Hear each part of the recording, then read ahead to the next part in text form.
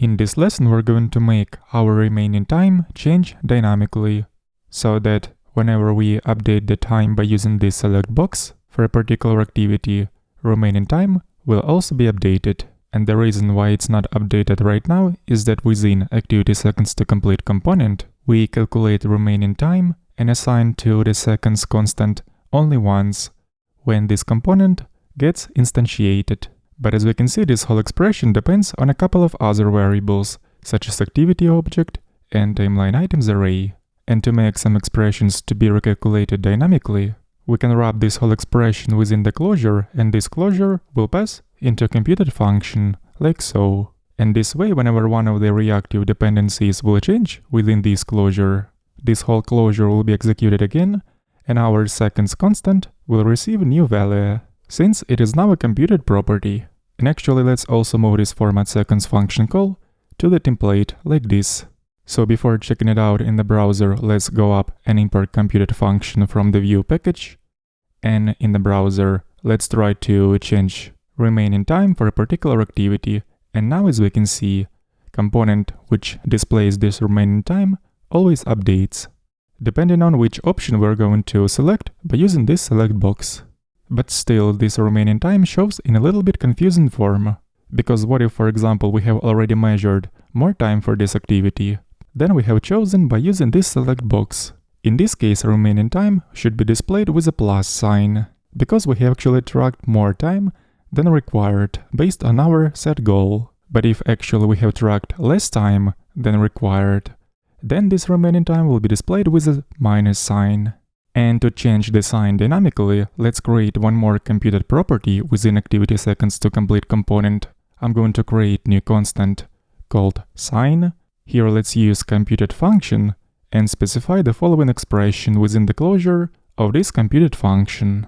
I have also renamed seconds variable on seconds diff to make it clear that this seconds diff variable stores time difference. And here let's use a ternary expression and check the value of this seconds diff variable, and if this value will be greater or equal to 0, we're going to use plus sign, otherwise minus. And up here we're going to create one more computed property called seconds, and within this closure in here, we're going to use our other computed properties. Firstly, sign, and since this is a computed property, we have to reference it by using value property. And after this, let's use another computed property seconds diff to display time difference. And actually in here we're also going to format this time difference by using format seconds function. So let's move this call from the template into computed property called seconds and call it in here. And now let's see if we're going to select more time than was already tracked for this particular activity, then the remaining time will be displayed with a minus sign in front. And if I'm going to choose the time which is equal to the time that was already tracked, in this case the difference will be 0, as we can see right here. And in this case the plus sign will be displayed. And now let's go ahead and, depending on this sign, let's use different colors to show remaining time. We can do it in the following way.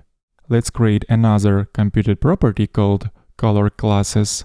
And based on the ternary expression, we're going to check the value of the seconds diff computed property, and if this value will be less than 0, that means we still have to spend some time on this activity to fully complete it.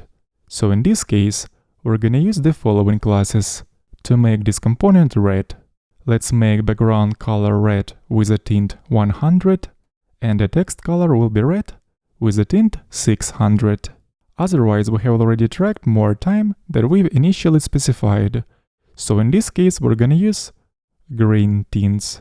Background color will be green with a tint 100, and the text color will be also green with a tint 600. And now what's left to do is actually assign this color classes computed property as an attribute class to the root element of this component, like so, in order for those color classes to be actually applied. And now let's check it out in the browser.